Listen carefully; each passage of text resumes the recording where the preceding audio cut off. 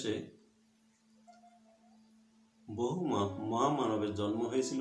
বিভিন্ন গোস্বামী,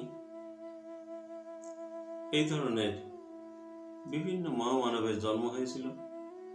তারা খালি পরের উপকার ছাড়া অপকারের চিন্তা কখনো করতে পারতেন না। তাদের উদ্দেশ্য থাকতো যে মানুষটা একটু মানুষ হয়ে গড়ে উঠছে তাকে তারা আরো বড় মানুষে রূপান্তরিত করবার জন্য চেষ্টা করতেন।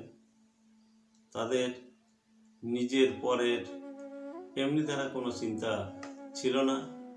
তারা সবসময় ভাবতেন যে মানুষটা মানুষ হচ্ছে সে মানুষটা জগতের, সে মানুষটা আমার, এই কথাটা তারা ভাবতেন। আজকাল অবশ্য সময়ের পরিবর্তনে, অবস্থার পরিবর্তনে মনের পরিবর্তন অনেক হয়েছে মানুষের। এই যে মানসিকতা বদলে গিয়েছে, মানসিকতার পরিবর্তন হয়েছে, এসব সময়ের সঙ্গে সঙ্গে হচ্ছে।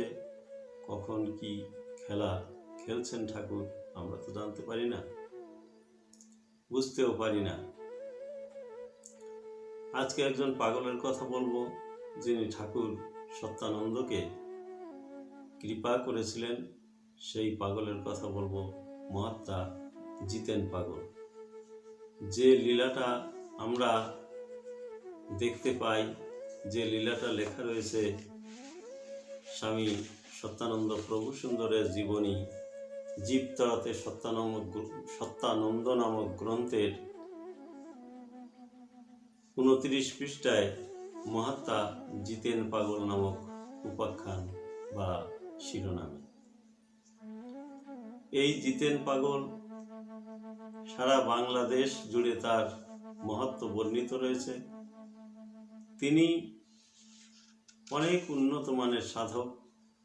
এক জায়গায় তিনি বসে থাকলে সমস্ত জগতের খবর তিনি সেখানে বসেই পেতেন, বা সমস্ত জগতে বিচরণ করে মানুষের উপকার করে বেড়াতেন। একদিন ভোরবেলা 4টে হবে, তখন তিনি বসে আছেন এক গাছতলায় পথের পাশে। সেই পথ দিয়ে স্বামী সত্যানন্দ প্রভুপাদ চলেছেন একটি মামলার সাক্ষী দিতে। যখন তিনি মামলার সাক্ষী দিতে চলেছেন, সঙ্গে তার কেউ নেই, তিনি একাকী চলেছেন, মনের মধ্যে ঠাকুরের নাম ছাড়া আর কিছুই নেই। চলতে চলতে ঠিক সেই গাছতলায় গেলে জিতেন পাগল ডাক দিলেন। ইতিপূর্বে তিনি কখনো সত্যানন্দকে দেখেননি। ডাক দিলেন, কে, সতীশ নাকি? বলে হ্যাঁ। তা কোনে যাও মশাই? কোথায় যাচ্ছ? বলে আমি যাচ্ছি একটা মামলার সাক্ষী দিতে। ও, মামলার সাক্ষী দিতে যাচ্ছ? তাই এদিকে আসো না মশাই। গাছতলায় গেছেন, যাওয়ার পর বলছে যে অনেক তামাক খাইতে ইচ্ছা করতেছে, এই জায়গায় একটু খোঁজো না, খোঁজো শিগগির, তামাক পাওয়া যায় নাকি, আগুন পাওয়া যায় নাকি, একটু আগুন পেলে পর তামাক খেতাম। তুমি আগুন পাওয়া যাবে কি বলো? এখানে আগুন পাবা কি করে? মানে দেখো না, একটু কাঠি কুটি পাইলে একটু ফুটু দাও না, দেখো আগুন জ্বলে যাবে এখানে। এই বলতে বলতে নিজে একটা কাঠি পেয়ে ফু দিয়ে বলছে, এই দেখো আগুন জ্বলে গেছে। তিনি তাড়াতাড়ি ওই তামাক একটু খেলেন। এরপরে বলছেন যে খুব খিদা অনুভব হচ্ছে, তা সতীশ তুমি একটু খাওয়ার জোগাড় করতে পারো?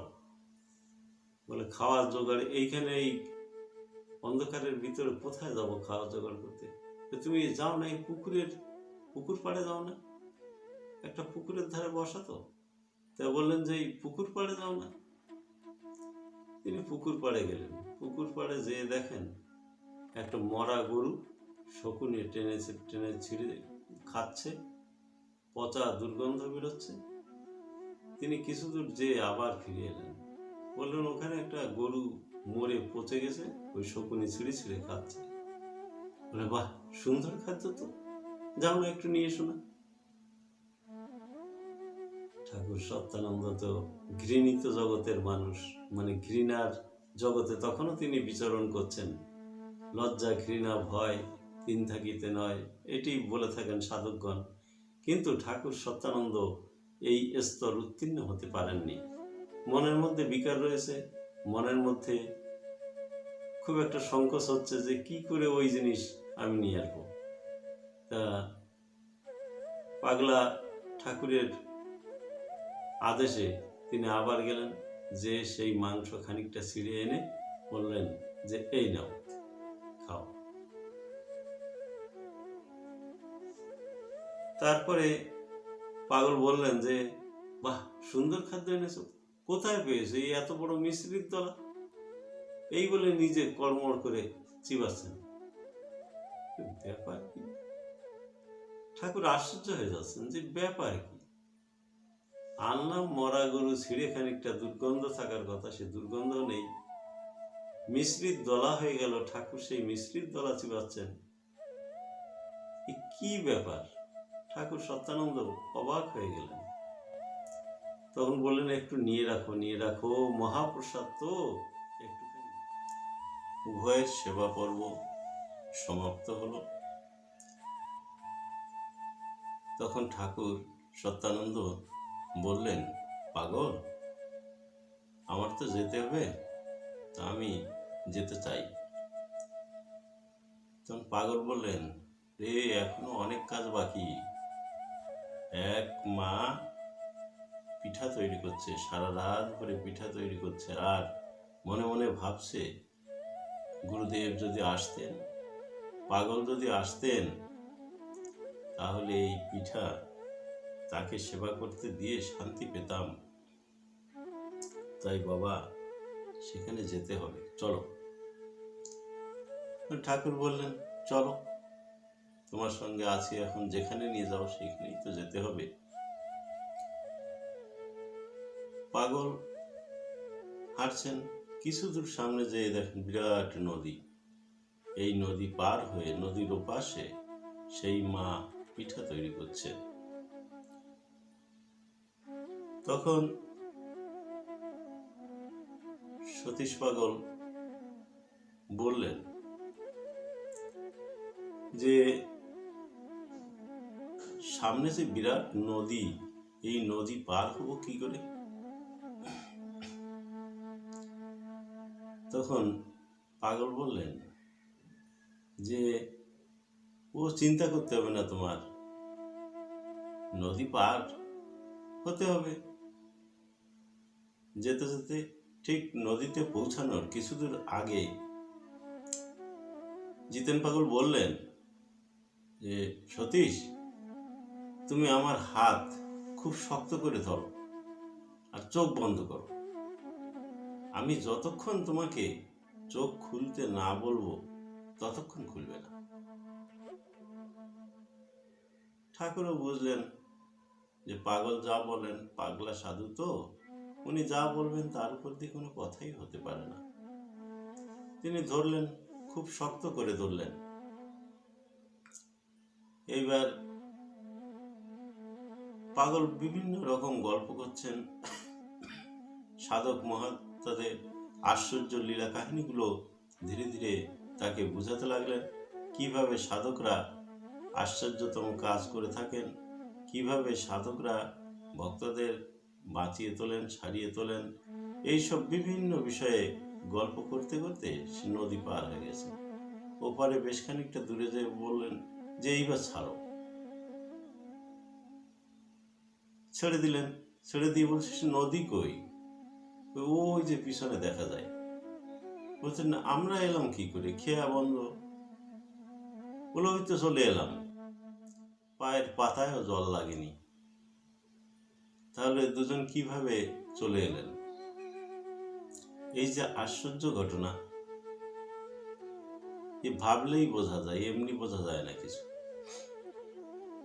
নদী পার হয়ে গেলেন, পায়ের পাতায় জলও লাগেনি, হেঁটে পার হচ্ছেন। এইবার তারা হাঁটতে হাঁটতে সেই মায়ের বাড়িতে গিয়েছেন, যে মা সারা রাত্রি ভরে তার প্রেমাস্পদের কথা চিন্তা করেছেন। ঠাকুর যদি আসতেন, তাকে পিঠা সেবন করাতাম, মনে শান্তি পেতাম। মনের মানুষ মনের কথা শুনে মনের মাঝে না এসে কি পারেন?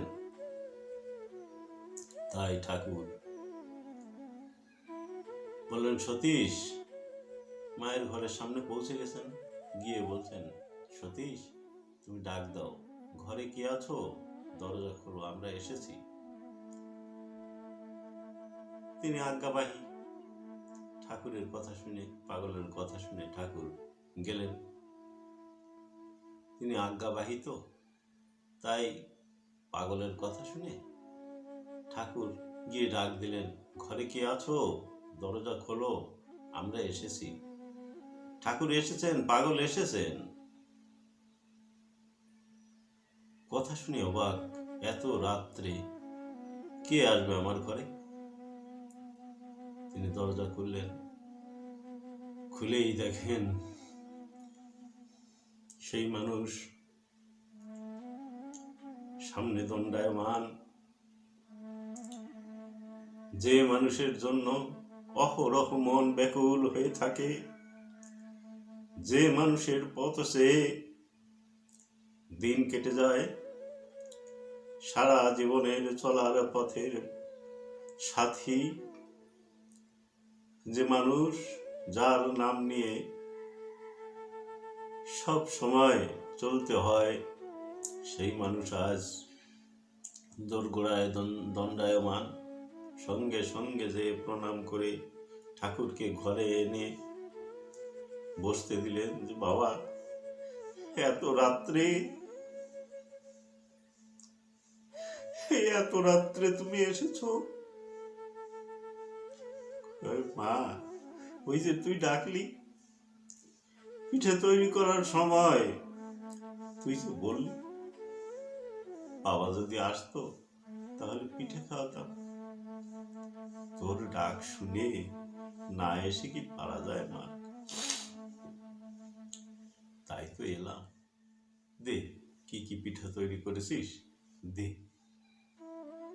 তখন মা বিভিন্ন প্রকার পিঠা তৈরি করেছিলেন। তাই প্রথমে ইষ্টদেবকে দিলেন। গৃহের অন্যান্য সদস্যরা বাবার আগে তিনি ইষ্টদেবকে নিবেদন করলেন, হে ঠাকুর, তুমি গ্রহণ করো।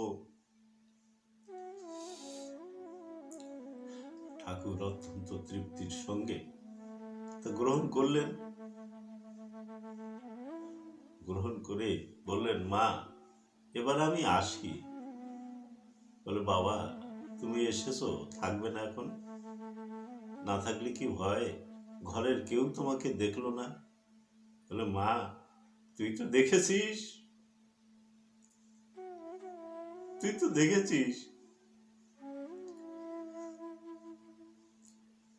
তখন মা প্রণাম করলেন।